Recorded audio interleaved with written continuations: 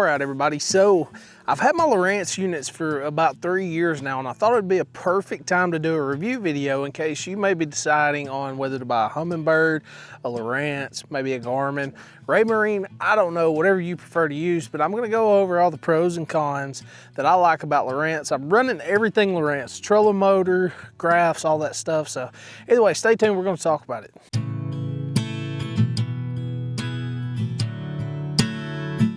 All right, so like one of the main features to me, you probably actually like found my channel like looking up stuff for your units. But one of the main things I've got to say about Lowrance units is like the setup process is very, very easy. Now, if you're interested in fine-tuned settings, make sure to check out my Lowrance video. I go into depth how I set up my Lowrance for, you know, whatever situation you may be experiencing. But one of the main things is pretty much right out of the box, you can just run this thing if you're just looking to get, you know, some type of sonar on the water. But one of the best things to me is the charts. So like the charts on the Lowrance unit is, it already comes with sea maps. So it's super, like you don't have to buy map cards and all this stuff, like it's just ready to go. And then, you know, you've got your depth shading and all that stuff. And one of the things I can say, I've run Humminbird, I've run Garmin, I've run Lowrance.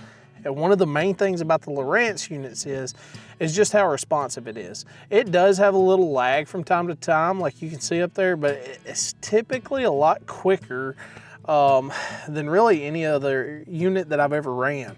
So, you know, that's very, very simple. Another thing is the waypoint process. So when you like click a waypoint, you know, you can choose, you know, whether it's fish or whatever the case may be, but just super simple little features like that, the depth shading and all that. Now, the only con that I can say about like just the Lowrance units in general is you don't have water level offset. So one of my favorite things about Humminbird is the water level offset. So like where I'm at today, it's like 13, 14 foot below full pool. So on my Humminbird, I can pull that water level down. Now you can mitigate that on your Lowrance units if you want to, but one of the easiest ways to mitigate it on the Lowrance units is kind of, you know, you just play with your depth shading, okay? So, you know, if I usually have 0 to 5 foot red, I may bring that red out to like 10 or 12 foot, something like that. And that kind of lets me know like, hey, that's dead water. And then I can kind of shade it in with like what I got right here, like with some orange and stuff like that, just make things a lot more simple. Now, the other con that I have with Lowrance units, I don't know why they do this, but like the plus and minus on the side, like it's like sometimes they work and sometimes you don't. Sometimes you have to push them pretty hard. And I don't really like doing that because in my mind that tells me like it's starting to mess up a little bit. But one of the cool things though that I will say is I can pinch the unit just like a cell phone. So, you know, I can pinch and pull it back and do all that. So, you know, that's one of the cool things about having a touch screen. If the buttons ever mess up, like, you know, the screen, you can do everything on the screen. So that's really cool. So let's jump up to the front. We're going to talk about the trolling motor and the active target. All right, so one of the first things is the trolling motor. I absolutely love the trolling motor. As far as like the anchor lock and stuff, from what I've seen, a lot of videos on YouTube, guys comparing Lowrance, Minn Kota, Power Pole, all those different brands of trolling motors, they're all very, very similar with the spot lock, Garmin and all that. So like no complaints with the spot lock at all. It makes whatever I'm trying to do on the water a lot easier. Now, one complaint that I do have with the cord is very, very nice because it's a steel cord, okay? So you don't really have to worry about this joker breaking on you. But a lot of times the locking mechanism, when you're trying to release that trolling motor, it kind of freezes up. And I've watched some videos and I've learned some stuff about how to free it up. And yeah, it works for a little while, but one of the biggest things to me is kind of like, it's kind of a little bit of a safety concern because you guys who fish river systems a lot, especially like Pickwick and stuff, y'all know a lot of times you got to get that trolling motor down quick or that current will take you, your boat can start spinning out and stuff like that. You can get a mess really, really quick. So, you know, maybe that's something Lowrance could do, you know, to just better their trolling motor a little better. The other thing, as far as like power, this thing has plenty of power. It pulls me, Brad, the boat, everything just fine. I usually run my trolling motor, like I'm on a Highland reservoir today, so I usually run my trolling motor on like 7, and you're scatting.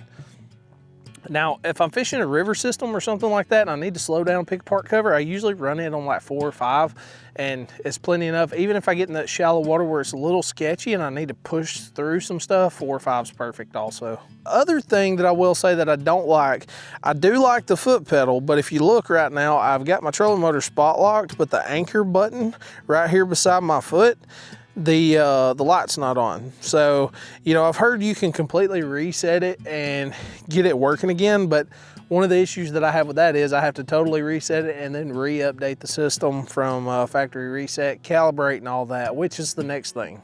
Calibration is very, very simple. There's a lot of good information on YouTube on how to calibrate your trolling motor and how to do it quickly and effectively. So it's not like a huge deal to just calibrate your trolling motor, and it is very, very accurate as long as you got a Lowrance, you know, GPS puck on the front of your boat.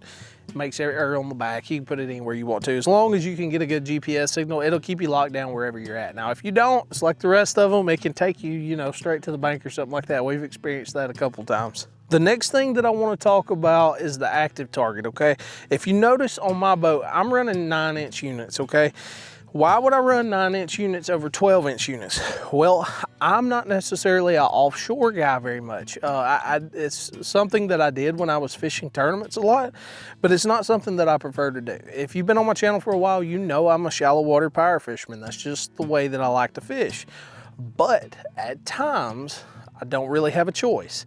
I kind of have to go offshore. So the active target is nice. If you look, it's got great clarity just to be on a 9-inch unit. There was a recent update that really cleared it up a lot, which I'm very happy with. But you don't necessarily have to buy a 12-inch unit unless you're just wanting more pixels, more screen. It does make you, the user, it's a lot more friendly for the user, especially if you're new to it, because you can see a lot better.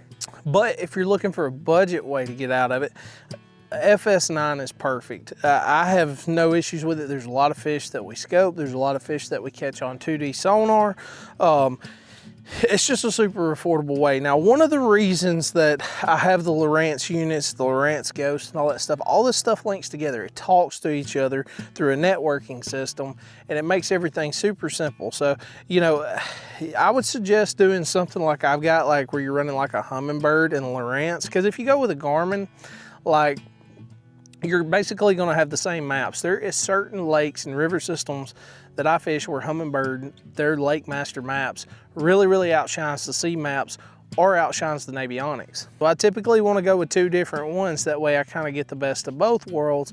But I typically, my stuff that I'm using for sonar and other stuff, I typically want all that stuff linked together, and it just makes the whole process a lot easier. But, you know, guys, if you're thinking about, you know, jumping to Lowrance units, and this is not a sponsored video at all. So if you're thinking about jumping to Lowrance, I would highly suggest it. They're great. If you're thinking about going to Humminbird, Humminbird's great also. I love Humminbird, so is Garmin. You know, it's kind of just personal preference. But, you know, me personally, I've got really fond of Lowrance, and I don't know if I would go with any other unit at the moment, just because I really like the Lowrance units. They're very user friendly. The touchscreen's super nice. The clarity, especially on the down view and the side scan and all that, on a 9-inch unit, I'm getting clarity now that I did with my 12s that I used to have on one of my older boats. So, you know, technology's come a long way. So either way, guys, I hope you appreciate the video. If you did, make sure to like, subscribe. See you next time. Wrong spaces. You can't tell me though that ain't a pretty fish. It is beautiful. Look at that. Oh, what is that? It's a rock bass. It's a bass, I guess. Pretty rock bass. I have never caught one here. I had no idea that they were here. I've never seen one come out of here.